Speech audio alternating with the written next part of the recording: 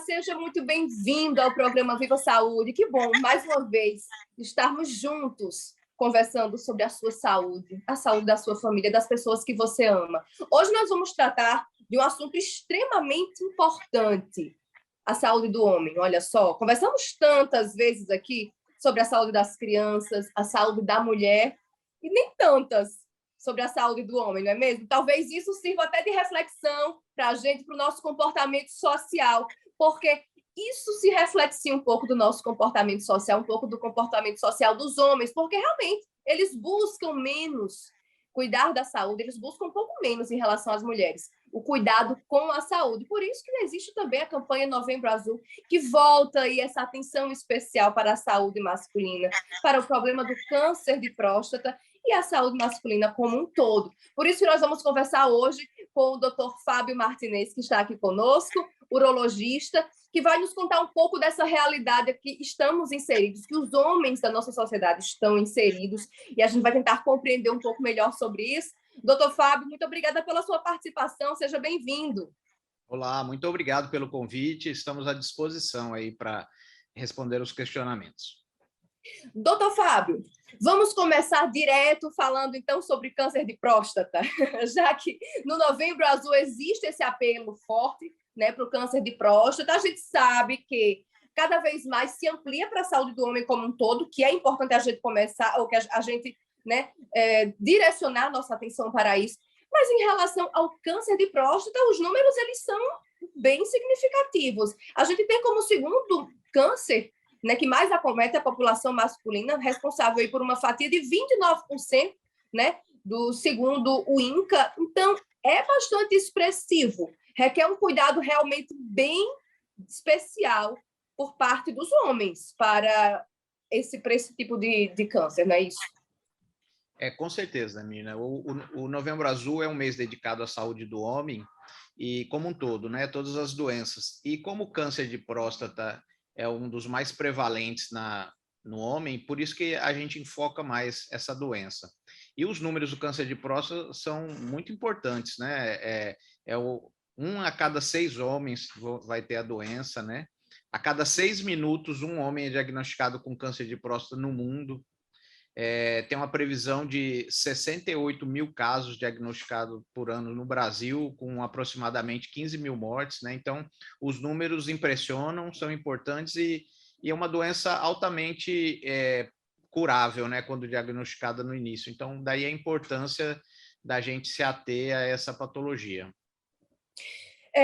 Doutor Fábio, explica para a gente. Os homens muitas vezes ficam preocupados e tomam muito o padrão da próstata como sendo indicativo em relação ao câncer de próstata, né? Se tem algum tipo de alteração, ou mesmo no exame PSA, que ele já é extremamente popular na boca das pessoas, todo mundo fala do exame do PSA, porque o PSA deu alterado, e já olham também isso como sendo um indicativo muito sugestivo, né, de câncer de próstata. Mas nem sempre é assim, não é? Não, um exame isolado como o PSA não diagnostica com certeza o câncer, né? Num check-up prostático, o PSA ele contribui com mais ou menos 50% e o toque com mais ou menos 50%. Juntando-se os dois, nós temos aí 95% de chance, mais ou menos, de diagnosticar um possível câncer, né? Existem outras patologias que aumentam o PSA, como, por exemplo, o crescimento benigno da próstata, as prostatites, né, que são inflamações ou infecções da próstata, também aumenta o PSA, né? E outra coisa muito interessante às vezes o paciente vem com PSA alto porque ou fez atividade física no dia do exame, ou teve uma relação sexual, isso também, às vezes, confunde um pouquinho. Então, o paciente precisa ser orientado até de como colher o exame, para não dar problema no diagnóstico e na avaliação clínica. O senhor falou sobre um aumento benigno da próstata.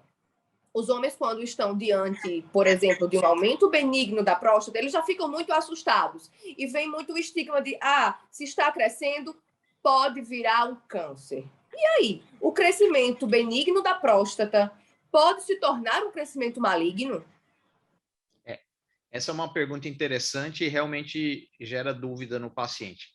É o seguinte, a hiperplasia prostática benigna, ela comete todos os homens saudáveis a partir dos 40 anos, mais ou menos, a próstata começa a crescer, e é o crescimento benigno.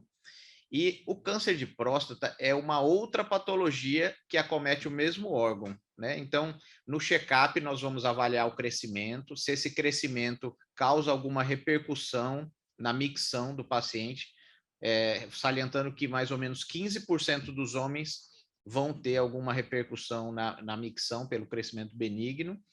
E nessa avaliação nós vamos avaliar se existe também algum nódulo na próstata, né? Os tratamentos são diferentes e por isso nós temos que diferenciar essas duas coisas. Certo. E aí é importante, gente, nós pensarmos um pouco sobre esses sintomas. Quais seriam esses sintomas? Dificuldades de urinar, diminuição do jato de urina, sangue na urina. Então, todos esses sintomas são sinais de alerta. Não é isso mesmo, doutor Fábio? Para se pesquisar, tanto em questão da hiperplasia benigna prostática, quanto em relação ao câncer de próstata. É importante que, nesses sintomas, nesses sinais, já se procure realmente um urologista. Com certeza. Na realidade, a gente recomenda que procure, mesmo sem sintomas, né? O câncer de próstata ele é curável no início, quando não tem sintoma nenhum. Por isso que o check-up prostático deve ser feito independente de sintomas.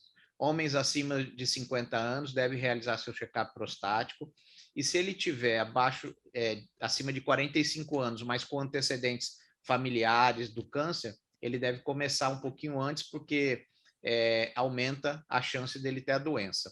Em relação aos sintomas, realmente o jato fraco, a incapacidade de esvaziar completamente a bexiga, o sangramento para urinar, são sintomas que geram um alerta no paciente, mas nem sempre é câncer de próstata, pode ser só pelo crescimento benigno, e a gente só consegue diferenciar após uma avaliação urológica. Doutor Fábio, o câncer de próstata, ele pode ser silencioso também?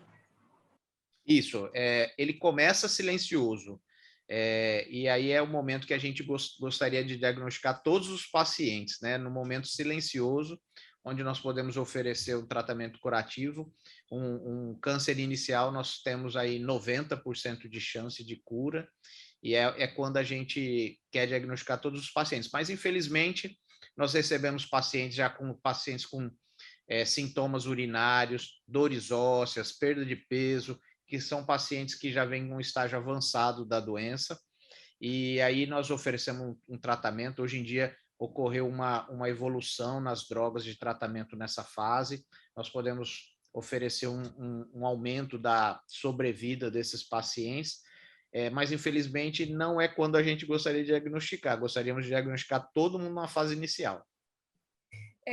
Doutor Fábio, a gente também percebe que existe um estigma muito grande quando se fala sobre o exame de toque da próstata, né? Existe um estigma, tudo bem que muito também já se avançou, muito já se foi quebrado, também existe, mas existe ainda uma certa resistência ainda de um certo grupo. Qual é o valor desse exame? Qual é o valor dele, que eu falo, claro, em relação à saúde masculina, dentro desse contexto? Olha, Mirna, essa campanha do Novembro Azul, ela vem proporcionando a principal coisa que ela proporciona é esclarecimento. Isso a gente vê com o passar dos anos aumentando o número de pacientes que fazem seu check-up. Muitos deles são levados pela companheira, ou pela filha, ou pelo filho. Então, os familiares são importantes nessa busca do atendimento médico. E nós vemos também que os pacientes estão desestigmatizando essa consulta de check-up, né? Então, isso está desmistificando, o paciente vem mais tranquilo para fazer o seu check-up, consciente da importância de ter uma prevenção, né? A gente fala prevenção, mas na realidade é um diagnóstico precoce. Prevenção seria as medidas que a gente tomaria para evitar da doença acontecer. E o check-up é feito para que, se a doença acontecer, nós possamos diagnosticar precocemente. Certo? Então, no caso, o exame de toque, ele auxilia, no caso, no encontro da doença. O exame de toque ele já auxiliaria, porque no caso já teríamos nódulos. Se dá para identificar algum tipo de alteração na próstata pelo toque, já seriam nódulos consideráveis, não é isso? Então, a gente consegue desde diagnosticar pacientes com nódulos pequenos até nódulos grandes. Na realidade, a consulta médica, ela se compreende da consulta, né, da anamnese, do exame físico, que é o toque retal, e exames complementares, cujo principal seria o PSA. Após esse conjunto de fatores, nós chegamos a uma conclusão. Se o paciente não tem nenhum indício de câncer, ele é recomendado retornar todos os anos. Se houver indícios, esse paciente vai por uma biópsia prostática, e aí, dependendo do resultado, vai ser proposto algum tratamento ou acompanhamento para ele. Na realidade, cada paciente tem a sua peculiaridade e, consequentemente, vai ter um tratamento específico para aquele paciente. É um tratamento individualizado. Doutor Fábio, o senhor que lida diretamente com tantos homens, né, que conhece a realidade de homens de diferentes condições, diferentes classes, de diferentes tipos de profissões, como é que está? Os homens, eles estão conseguindo voltar um pouco mais para a sua saúde, estão conseguindo evoluir neste ponto, de cuidar-se um pouco mais? As campanhas que vão sendo feitas a cada ano, elas conseguem dar um retorno? Esse retorno consegue chegar no consultório? O senhor consegue perceber esse retorno no consultório? Percebo. A cada ano melhora a busca pelo atendimento de check-up. Como eu disse, né, programas como esse são fundamentais para a gente poder divulgar a importância do check-up prostático, e eu percebo um aumento anual da busca pelo check-up prostático. E, mais uma vez, eu friso, a família é importante, né? A esposa, os filhos, eles são importantes para trazer esse paciente para a busca, né, do médico. E queria frisar mais uma coisa: o homem, ele tem uma característica interessante, ele não se cuida, né? É diferente da mulher, que ela desde cedo procura o ginecologista anualmente, e pelo fato do homem buscar tão tardiamente, ele não tem esse costume do check-up, né? Mas isso tem que ser criado. Pois é, e aí que está, né, a condição familiar inteira se ajudando, se motivando, né, fazendo com que, incentivando mesmo o homem a buscar, né, esse autocuidado, que é importante, cuidar de si, e quando um cuida de si, acaba cuidando de toda a família, leva esse cuidado, estende para toda a família, porque é a qualidade de vida familiar que está em jogo, né, de todo mundo. Quando uma pessoa está bem, os outros também ficam muito melhores, muito mais felizes. Doutor Fábio, em relação a pacientes com histórico familiar, o rastreio tem que começar mais cedo, tem que ter algum cuidado específico para essa população? Isso, o principal fator de risco por câncer de próstata é o histórico familiar. Se nós temos um familiar com antecedente de câncer de próstata, aumenta em pelo menos 2 a 3 vezes a chance do paciente ter. E conforme vai aumentando o número de familiares que são acometidos pela doença, aumenta a chance do paciente ter, né? Essa chance pode ir até 10 vezes mais do que a população geral. Então, a hereditariedade é um fator muito importante, e a gente começa a fazer o check-up desses pacientes, ao invés de 50 anos, com 45 anos. 45 anos, olha só, gente. Então, cai aí 5 anos, né, nesse rastreio importante, né, homens jovens, e é importante que realmente se tenha esse cuidado. Doutor Fábio, em relação ao cuidado ainda, a gente observa, estava lendo algumas coisas para a gente conversar, e me chamou muito a atenção o fato de que eu consegui ler em alguns artigos do INCA, falava que o câncer de próstata, ele, quando diagnosticado ainda no início, claro, ele tem um curso normalmente lento, né? Que ele pode levar anos para crescer 1 centímetro, né? E claro, e levando em consideração a idade de cada paciente, quando é muito idoso, né? Enfim, chega a condições que nem se mexe muito, né? naquele paciente. Procede, é isso mesmo. Na prática, quando o câncer é diagnosticado precocemente, observa-se realmente esse fluxo lento da doença? Olha, esse é um dado muito importante e tem mudado algumas coisas no tratamento do câncer de próstata. Existem pacientes que têm um câncer tão pouco agressivo e com algumas outras características que nós só acompanhamos. E esses pacientes acompanhados, apenas 40% vão precisar de um tratamento definitivo. entendeu? Então, realmente, essa é uma entidade clínica que hoje a gente está dando muita atenção e alguns pacientes a gente pode tomar essa conduta. E outros pacientes com riscos intermediários ou de alto risco, nós temos que realmente partir para um tratamento curativo, nós não acompanhamos, e aí existem vários tipos de tratamentos, como eu disse, cada paciente tem o seu câncer e tem o seu tratamento, né? Então, vai desde cirurgias, como a prostatectomia radical, radioterapia, podendo ser associado ou não um bloqueio hormonal. Então, o tratamento de próstata, muitas vezes, necessita de vários especialistas, como urologistas, oncologistas clínicos, radioterapeutas, psicólogos. Então, é um tratamento que, muitas vezes, multidisciplinar, para ter um melhor sucesso, né, no final. O senhor falou sobre o bloqueio hormonal, né? Que se pode fazer, que se pode ser uma alternativa, né? Do bloqueio da testosterona. Doutor Fábio, a gente observa que existem muitos... Isso se vincula muito na mídia, entre artistas, o fato de usar hormônio para a questão corporal, para a questão da vaidade, hormônio masculino.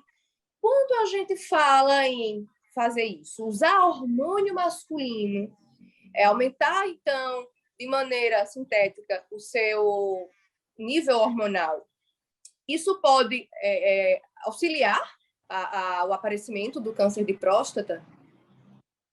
Olha, Mina, hoje em dia a estética corporal é uma coisa que está muito em voga, né? Todo mundo quer ter o corpo perfeito e, para isso, utiliza-se de métodos diversos, né? Dentre eles, o uso de hormônio masculino. O hormônio masculino, por si só, ele não provoca o câncer de próstata, porém, ele é o que alimenta a doença. Então, se aquele homem tem uma célulazinha tumoral e você dá um alimento em exagero para essa célulazinha, ela se multiplica e vai formar um nódulo e o câncer. Então, a recomendação que nós damos para o paciente, ele precisa fazer um check-up prostático antes de iniciar o hormônio. E quando iniciar o hormônio, no primeiro ano, principalmente, ele deve ser visto pelo urologista a cada 3 meses, para que, se ocorrer dessa célulazinha fosse se multiplicando, a gente possa pegar logo no início e diagnosticar e tratar. Então, é uma coisa que muitas vezes não acontece. É muito comum pegar no consultório pacientes que já chega com câncer importante, né, usando hormônio. Então, uma dica que a gente dá é isso. Vai usar hormônio? Consulte um urologista antes e durante o tratamento. Pois é, e olha só, né? Com tantos homens, inclusive com histórico familiar, muitas vezes acabam querendo fazer uso por conta da vaidade, uso dos hormônios por conta da vaidade, mas acabam deixando em segundo plano algo que é tão importante que o Novembro Azul coloca na nossa frente, né? A importância de cuidar da saúde do homem.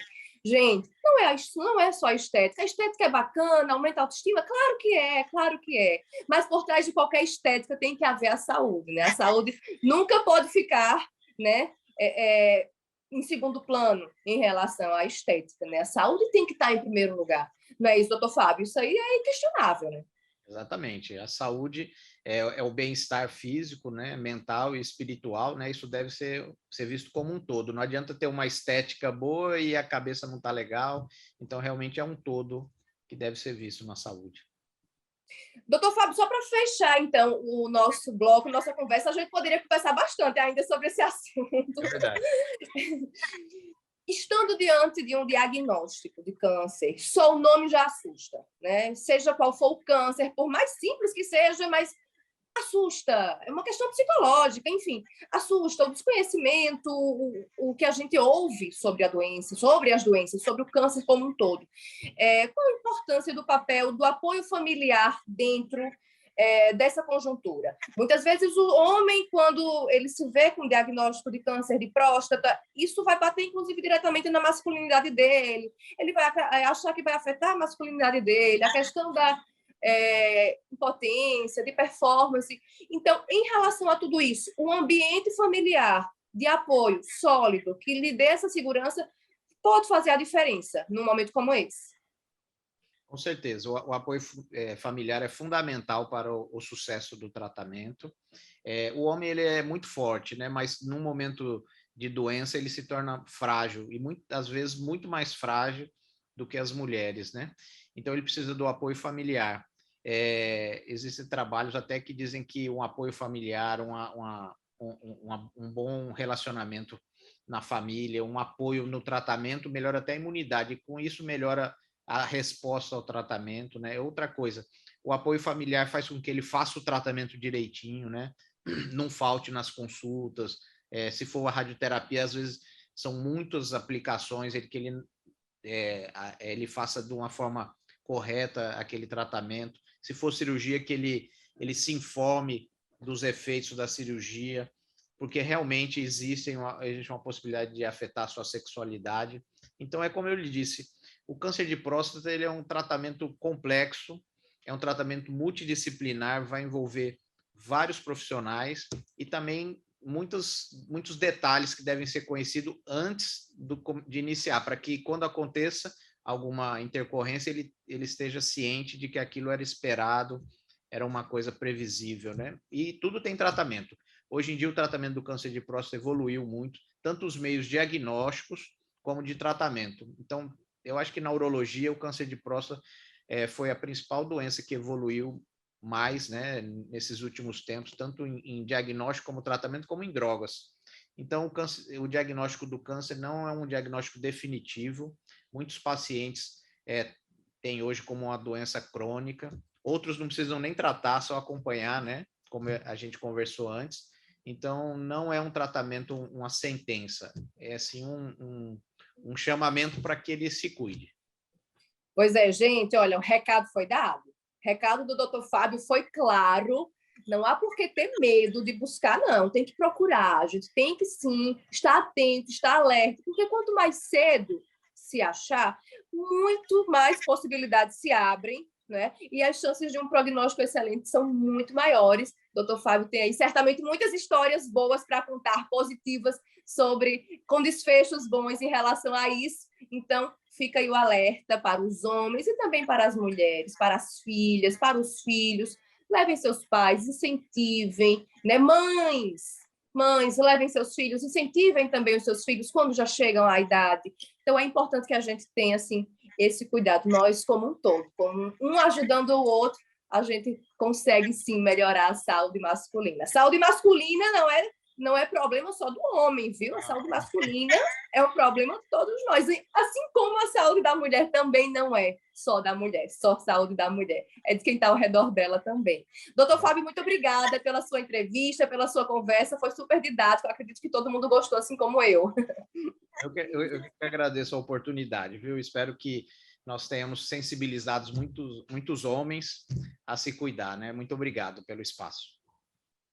A gente vai a um rápido intervalo, mas não sai daí não, que no próximo bloco vamos continuar conversando sobre Novembro Azul, vamos falar sobre a saúde do homem. Não sai daí que a gente volta já.